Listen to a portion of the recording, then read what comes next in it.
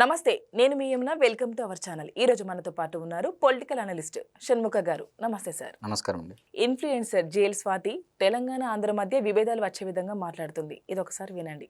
ఆంధ్ర ఎక్కువ కాస్ట్ ఇస్తుంది అని తెలంగాణ అని నాకు అనిపిస్తుంది. ఆ తెలంగాణలో కాస్ట్ ప్రివేల్ అవుతున్నా కూడా హయ్యర్ ఐడియాలజికల్ యూనిఫార్మిటీ ఉంది. అంటే బతుకులు బాగుపడాలి, జీవితం అనేది మెరుగుండాలి, అణగదొక్కకూడదు, అణగదొక్కే వాడిని యాక్సెప్ట్ చేయము, అణచివేతని యాక్సెప్ట్ చేయము, మాకు కొన్ని హక్కులు ఉన్నాయి, మేము మనుషులము, నువ్వెవడు చెప్పేది ఆ ప్రశ్న అనేది ఇంకా తెలంగాణలో ఉంది. దానికి ఆ గొంతుంది. ఆంధ్రాలో ఏంటంటే అసలు అణచివేత, హక్కులు, అసలు ఏం భాష మాట్లాడుతున్నారు. మాకు తెలిసింది రియల్ ఎస్టేట్, సినిమా, ఇప్పుడు కొత్తగా హిందుత్వము, న్యూ ఎంట్రెంట్ అనమాట ఆంధ్ర పాలిటిక్స్ లోకి. సో మాకు తెలిసింది ఇదే కదా. ఏం సినిమా రిలీజ్? దీనిపైన మీ అభిప్రాయం ఏంటంటారు? జిఎల్ స్వాతి ఇన్ఫ్లుయెన్సర్ ఈ మధ్య ఈమె కులాల గురించి, మతాల గురించి, ప్రాంతాల గురించి మాట్లాడుతుంది. సరే, ఆమె అభిప్రాయాన్ని గౌరవించవచ్చు, ఆయన అభిప్రాయాన్ని మేము ఖండించలేము. కానీ ఒక్క విషయంలో ఆమె చేసినటువంటి విశ్లేషణలో, మాట్లాడినటువంటి మాటలలో ఒక్క విషయం పరంగా నేను ఖండిస్తూ ఉన్నా. తెలంగాణ రాష్ట్ర ప్రజలు రాజకీయంగా చైతన్యవంతులు, అక్కడ ప్రశ్న ఉంది. నేను దీంట్లో ఎటువంటి అబ్జెక్షన్ లేదు. ఎస్, తెలంగాణ ప్రజలు రాజకీయ చైతన్యవంతులు, దాంట్లో నో డౌట్ అట్ ఆల్. అయితే ఆంధ్రప్రదేశ్ని తక్కువగా చూపిస్తూ, కంపారిజన్ చేస్తూ ఆమె చెప్పడం జరిగింది.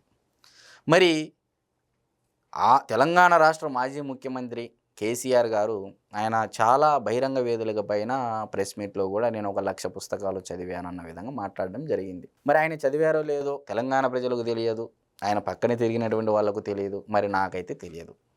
ఆయన చెప్పేది మనం విన్నాం. అయితే మరి ఈమె కూడా అదే తరహాలో 1,00,000 పుస్తకాలు చదివి 14వ శతాబ్దం నుంచి 21వ శతాబ్దం వరకు చరిత్రనంతా తిరగేసి స్టడీ చేసి హ్యూమన్ సైకాలజీ నేర్చుకొని ఈరోజు ఆంధ్ర గురించి తక్కువ చేసి మాట్లాడుతూ ఉండడం అనేది నాకు నచ్చలేదు, ఒక ఆంధ్రప్రదేశ్ రాష్ట్ర వాసిగా, పౌరుడిగా అని చెప్పేసి నేను చెప్తా ఉన్నా. మరి ఆమె మిడిమిడి జ్ఞానంతో మాట్లాడుతూ ఉందని చెప్పేసి నా యొక్క అభిప్రాయము మీడియా ముఖంగా ఆమెకు తెలియజేస్తూ ఉన్నా. ఏమంటుంది? ఆంధ్రప్రదేశ్ రాష్ట్రంలో ప్రశ్న లేదు, అణచివేత ఉంది. ఎంతసేపు రియల్ ఎస్టేటు, సినిమా, బిజినెస్, అణచివేత, అక్కడ ప్రశ్న అనేది లేదు అని చెప్పేసి ఆమె అంటా ఉంది. మేడం గారికి నేను మీడియా ముఖంగా తెలియజేసుకుంటా ఉన్నా, మీరు ఒక మహిళ కాబట్టి, మహిళలంటే మాకు గౌరవం కాబట్టి మీకు సవినయంగా నేను తెలియజేసుకుంటా ఉన్నా.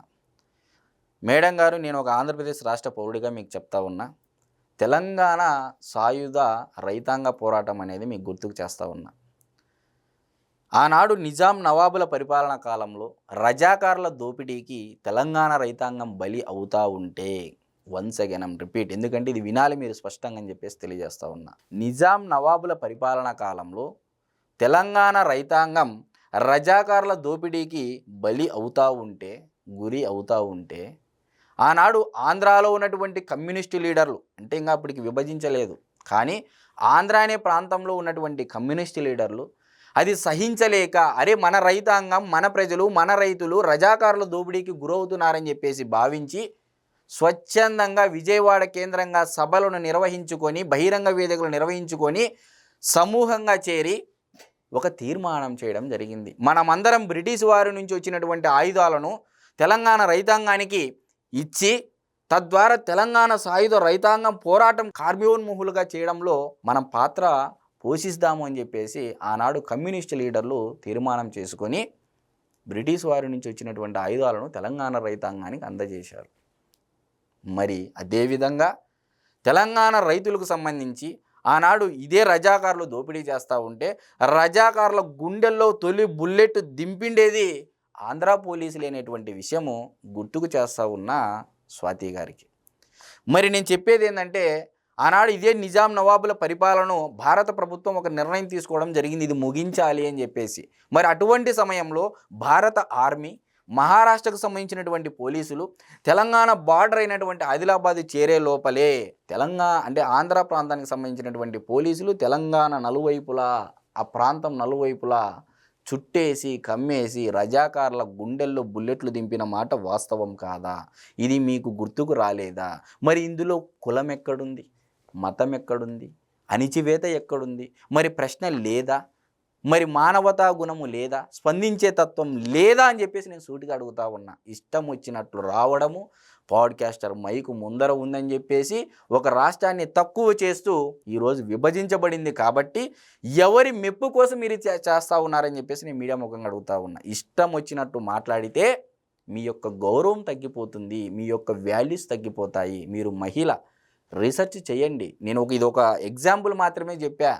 ఇలాంటిది లిస్టు శాంతాడంత లిస్ట్ ఉంది చెప్పుకుంటా పోతే.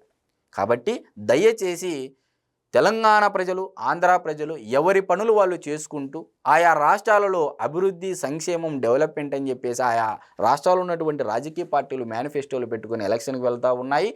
వారి యొక్క రాజకీయ చైతన్యంతో ఏ పార్టీని గెలిపించాలి, ఏ పార్టీని ఓడించాలి అనేది ఒక క్లారిటీతో ఉన్నారు. తద్వారా నేను చెప్పేది ఏంటంటే, చివరగా మీకు కులము, మతము, ప్రాంతం మధ్య మీరు డిస్కషన్ చేస్తున్నారంటే ఒక్కసారి ఆ పరిధిని దాటి, ఆ బౌండరీని దాటి బయటికి వచ్చి మీరు చూడండి. మీ కళ్ళకు పచ్చ కామెరలు ఉన్నోనిక లోకమంతా పచ్చగా కనపడినట్టు మీ కళ్ళు, మీ యొక్క విజన్ అనేది, మీ యొక్క విజ్డమ్ అనేది కులము దగ్గర ఆగిపోయింది, మతము దగ్గర ఆగిపోయింది, ప్రాంతం దగ్గర ఆగిపోయింది. మీరు ఏదైతే చెప్తున్నారో ఇవన్నీ అబద్ధాలని చెప్పేసి నేను చెప్తా ఉన్నాను అనేది నేను తెలియజేస్తూ ఉన్నా. స్వాతి గారికి తెలుసుకోకపోతే ఇంతటితో నేను మా రాష్ట్రాన్ని మటుకు తక్కువ చేసి మీరు మాట్లాడితే ఈసారి మా యొక్క ఫండమెంటల్ రైట్స్ ఉపయోగించుకొని మీ దగ్గరికి రావాల్సి ఉంటుందని చెప్పేసి నేను మీడియా ముఖంగా తెలియజేసుకుంటా ఉన్నాను. Thank you sir. నమస్కారం.